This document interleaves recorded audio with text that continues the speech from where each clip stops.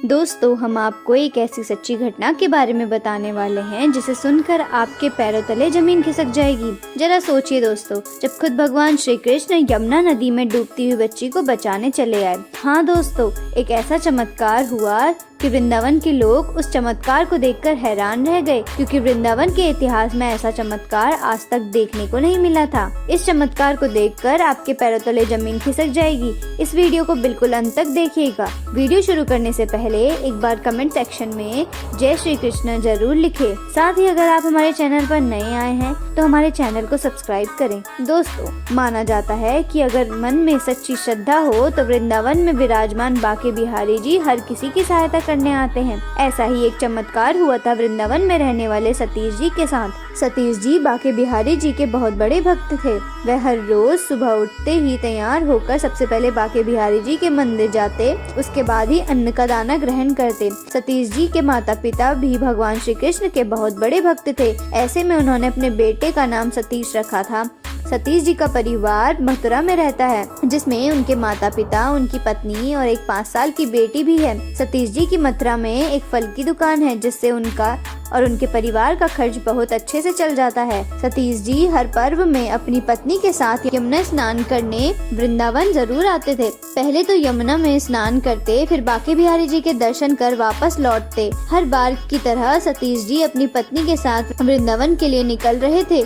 तभी उनकी 5 साल की बेटी भी जिद करने लगी कि मुझे भी चलना है, लेकिन उसको बहुत समझाने के बाद भी वह नहीं मानी। तो सतीश जी ने अपनी पत्नी से कहा कि चलो कोई बात नहीं, ले चलते हैं इसे भी, लेकिन इसका ध्यान रखना होगा। फिर वह तीनों वृंदावन की यमुना नदी के किनारे पहुंच गए। सतीश जी हर बार निधिवन के बगल में आरती घाट पर स्नान करते थे, जहां पर यमुना जी की आरती हुआ करती है। सतीश जी ने अपनी पत्नी से कहा कि तुम जाकर पहले स्नान कर लो, तब तक मैं बच्ची का ध्यान रखूंगा। उनकी पत्नी स्नान करके आती है। फिर सतीश जी बोलते हैं, तुम इसका ध्यान रखो, अब मैं जा रहा हूँ। फिर सतीश जी यमुना स्नान के लिए चले गए। उसके बाद उनकी पत्नी वहीं पर धूप बत्ती और दीपक जलाकर यमुना जी की पूजा करने लगी। इतने में उनकी 5 साल की बेटी खेलते हुए यमुना नदी की तरफ चली गई। उस वक्त सतीश जी स्नान कर रहे थे और उनकी पत्नी पूजा कर रही थी, इसलिए दोनों का ध्यान बच्ची पर गया ही नहीं। वह बच्ची धीरे धीरे उस नदी में डूबने लगी। तभी उनकी पत्नी को रोने की आवाज आती है।